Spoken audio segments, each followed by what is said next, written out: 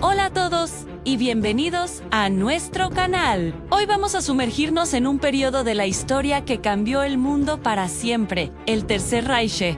¿Cómo pudo una nación tan culta y avanzada como Alemania caer en las garras de una ideología tan destructiva? Acompáñenme en este viaje para entender sus orígenes, su ascenso y los aspectos que lo definieron. No olviden suscribirse y activar la campanita para no perderse ninguno de nuestros análisis históricos. Para comprender el ascenso del Tercer Reich, primero debemos mirar atrás, a las cenizas de la Primera Guerra Mundial. Alemania, derrotada, se vio obligada a firmar el Tratado de Versalles en 1919.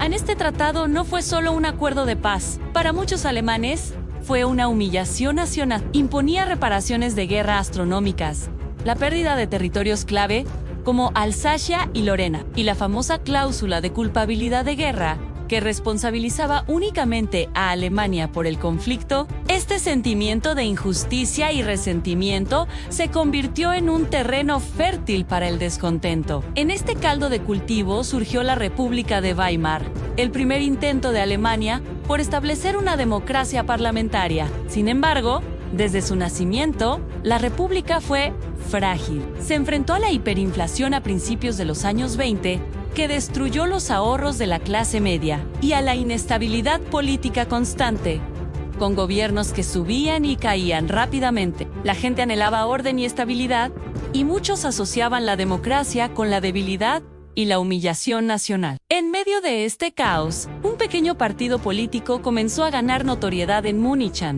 el Partido Nacional Socialista Obrero Alemán, más conocido como el Partido Nazi. Su líder, un ex soldado y pintor frustrado, llamado Adolf Hitler, era un orador carismático que sabía cómo canalizar la ira y la desesperación del pueblo. Su mensaje era simple y poderoso. Culpaba a los políticos de Weimar, a los comunistas y, sobre todo, a los judíos, de todos los males que aquejaban a Alemania. Prometía restaurar la grandeza alemana, romper las cadenas del Tratado de Versalles y crear un Reich de 1000 años. El primer intento de Hitler de tomar el poder por la fuerza, el Putsch de Múnich en 1923, fracasó estrepitosamente y fue encarcelado. Pero incluso este fracaso se convirtió en una victoria propagandística. Durante su tiempo en prisión, escribió Mi lucha Mein Kampf, un manifiesto que detallaba su ideología racista y sus planes para el futuro de Alemania. Al salir de prisión,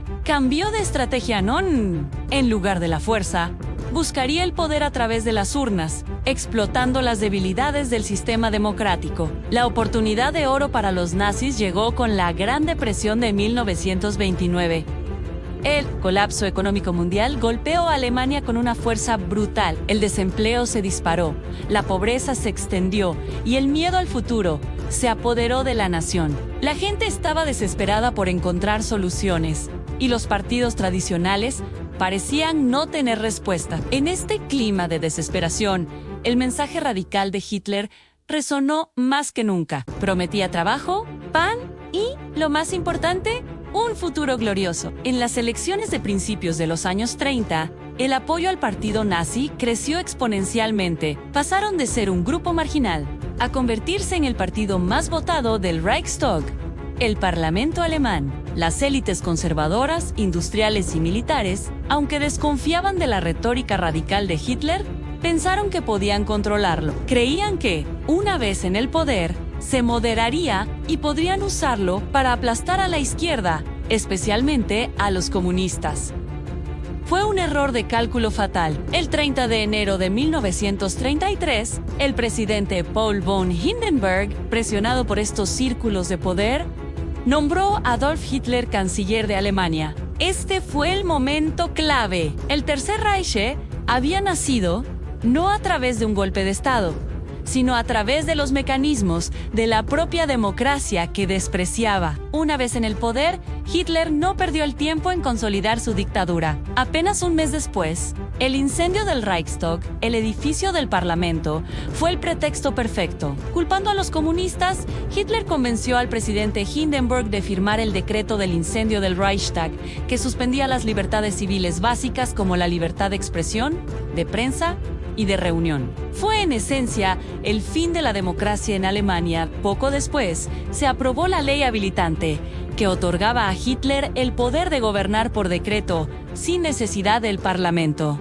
Con este poder absoluto, todos los demás partidos políticos fueron prohibidos o disueltos. Los sindicatos fueron eliminados y reemplazados por el Frente Alemán del Trabajo, controlado por el Estado. La prensa, la radio, el cine, todo fue puesto bajo el control del Ministerio de Propaganda, dirigido por Joseph Goebbels, quien creó un culto a la personalidad sin precedentes en torno a Hitler, presentándolo como el salvador de Alemania. Uno de los pilares del Tercer Reich fue su brutal aparato de terror. Las SS, originalmente la guardia personal de Hitler, se convirtieron en un estado dentro del estado, lideradas por Heinrich Himmler. Junto con la Gestapo, la policía secreta del estado, se encargaron de perseguir, arrestar y eliminar cualquier forma de oposición. Los primeros campos de concentración, como Dachau, no se crearon para el exterminio masivo, sino para encarcelar a opositores políticos anticomunistas, socialdemócratas y cualquiera que se atreviera a alzar la voz. Económicamente, el régimen tuvo un éxito inicial aparente, a través de masivos programas de obras públicas, como la construcción de las famosas autopistas Autobahn, N y un rearme masivo en violación directa del Tratado de Versalles. El desempleo prácticamente desapareció. Esto le dio a Hitler una enorme popularidad. Muchos alemanes, que habían sufrido años de miseria, sintieron que finalmente alguien estaba cumpliendo sus promesas. No veían o no querían ver que esta recuperación económica se basaba en la preparación para una guerra futura. El núcleo ideológico del nazismo era su racismo extremo, centrado en un antisemitismo virulento. Los judíos fueron señalados como el enemigo interno, la causa de todos los problemas de Alemania. En 1935, se promulgaron las leyes de Nuremberg, que despojaron a los judíos de su ciudadanía alemana y prohibieron las relaciones entre judíos y no judíos. La persecución se intensificó sistemáticamente. Las empresas judías fueron boicoteadas y luego arianizadas, es decir, expropiadas. La violencia alcanzó un punto de inflexión en noviembre de 1938, con la Noche de los Cristales Rotos. Kristallnacht fue un pogromo organizado a nivel nacional donde sinagogas fueron quemadas, tiendas judías destrozadas y miles de hombres judíos arrestados y enviados a campos de concentración. Fue una clara señal de que la violencia patrocinada por el Estado se estaba convirtiendo en la norma. Este fue el preludio del horror que vendría después a la solución final y el Holocausto. En política exterior, Hitler procedió paso a paso. Primero, remilitarizó la Renania en 1936 ante un. Luego, en 1938, anexó a Austria en el Anschluss, seguido de la región de los Sudetes en Checoslovaquia, con la connivencia de las potencias occidentales que, desesperadas por evitar otra guerra, practicaron una política de apaciguamiento. Pero Hitler no quería la paz. Cada concesión solo alimentaba su apetito por más sané. En septiembre de 1939, su invasión a Polonia finalmente desató la Segunda Guerra Mundial. El Tercer Reich, que prometía durar 1000 años, se derrumbó en solo 12, dejando tras de sí un rastro de destrucción, muerte y una de las páginas más oscuras de la historia de la humanidad. Su origen nos enseña una lección vital, como las crisis económicas, la humillación nacional y el miedo.